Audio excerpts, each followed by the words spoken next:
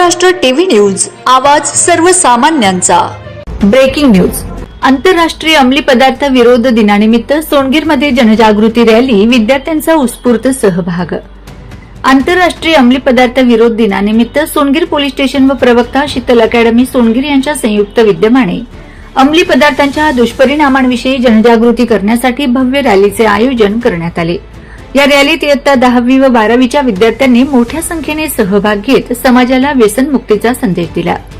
Songir police स्टेशनचे सहाय्यक police निरीक्षक एपीआय तुषार देवरी यांच्या मार्गदर्शनाखाली रॅलीचे आयोजन करण्यात आले। यावेळी पोलीस उपनिरीक्षक पीएसआय रवींद्र बागुल यांनी विद्यार्थ्यांना अंमली पदार्थांचे दुष्परिणाम, त्यापासून दूर राहण्याचे महत्त्व आणि निरोगी जीवनशैलीचा स्वीकार करण्याबाबत मार्गदर्शन केले।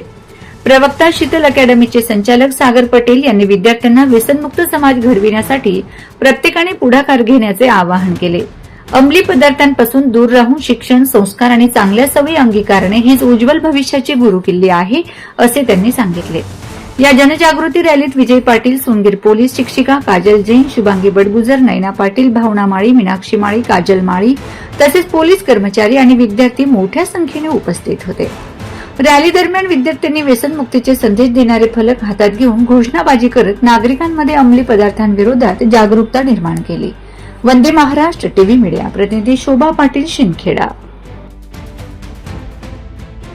वंदे महाराष्ट्र टीव्ही न्यूज, आवाज सर्वसामान्यांचा।